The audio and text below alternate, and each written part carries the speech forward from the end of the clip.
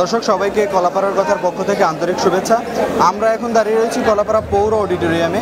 আজকে বাংলাদেশ ইসলামী আন্দোলনের পক্ষ থেকে যে তৃণমূল যে সদস্যরা রয়েছে তাদের পক্ষ থেকে যে তাদের মনের যে প্রার্থী, সেই মনের প্রার্থীকে যে ভোট দিয়ে তাদের প্রার্থী বানাতে পারে সেই একটি সুযোগ করে দিয়েছে কিন্তু ইসলামী আন্দোলন।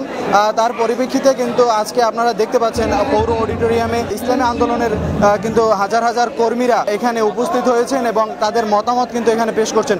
আপনারা জানেন যে কলাপাড়ায় যে 3 প্রার্থী রয়েছেন, সম্ভাব্য 3 প্রার্থী ইসলামী আন্দোলনের। আপনারা জানেন সদ্য যে প্রার্থী বিএনপির সাবেক সভাপতি মোস্তাফিজুর রহমান কিন্তু কিছুদিন আগেই ইসলামী আন্দোলনে যোগ দিয়েছেন, যে কারণে ভোটের মাঠ কিন্তু কলাপাড়াতে একটি অন্যরকম হয়ে যাচ্ছে।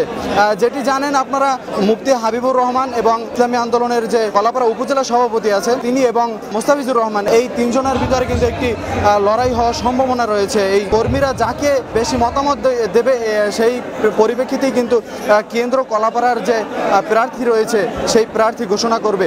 আমরা দেখতে পেরেছি কিন্তু বিকাল থেকেই, আজকে বিকালে পৌর অডিটোরিয়ামে হাজার হাজার কর্মীরা আসতে শুরু করেছেন গ্রাম থেকে। সেই অনুযায়ী কিন্তু যে দায়িত্বশীলরা রয়েছেন ইউনিয়ন পর্যায়ের, ওয়ার্ড পর্যায়ের এবং উপজেলা পর্যায়ের যত দায়িত্বশীল রয়েছেন সবাই কিন্তু ভোটের মাধ্যমে তার যে কাঙ্ক্ষিত প্রার্থী আছেন সেই প্রার্থীকে কিন্তু তারা ভোট দিয়েছে। আসসালামু আলাইকুম ওয়া রাহমাতুল্লাহি ওয়া বারাকাতুহু। আলহামদুলিল্লাহ, ইসলামী আন্দোলন বাংলাদেশ কলাপাড়া উপজেলা শাখা কর্তৃক আয়োজিত আজকের ত্রয়োদশ জাতীয় সংসদ নির্বাচন উপলক্ষে আমাদের পটুয়াখালী 4-এর আসন প্রার্থীদের প্রার্থী নির্বাচনের জন্য তৃণমূল পর্যায়ের দায়িত্বশীলদের মতামত প্রদান অনুষ্ঠানে আজকে তৃণমূল পর্যায় থেকে, ওয়ার্ড পর্যায় থেকে সকল নেতৃবৃন্দ এসেছেন। আমাদের প্রত্যাশা, পেশাবুজুর যেটা বলছেন যে নেতা নয়, শুধু নীতির পরিবর্তন চাই।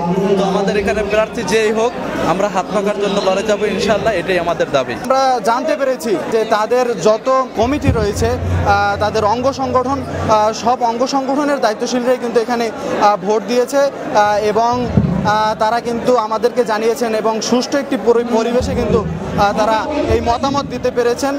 তাদের মনের প্রার্থী তারা কিন্তু এখানে নির্বাচিত করার জন্যই কিন্তু আজকে এত হাজার হাজার কর্মীরা এখানে এসেছেন বলে আমাদেরকে জানিয়েছেন।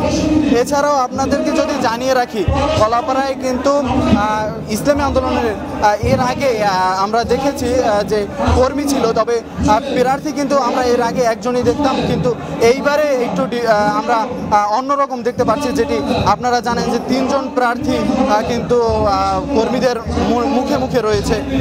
সেই অনুযায়ী কিন্তু ইসলামী আন্দোলনের যে প্রার্থী ঘোষণা করতে কিন্তু কেন্দ্রের একটি দ্বিধাদ্বন্দ্বে পড়তে হচ্ছে। আপনাদের সাথে আমি পৌর অডিটোরিয়াম থেকে যুক্ত ছিলাম মোহাম্মদ আহসানুল্লাহ, কলাপাড়ার কথা, কলাপাড়া, পটুয়াখালী।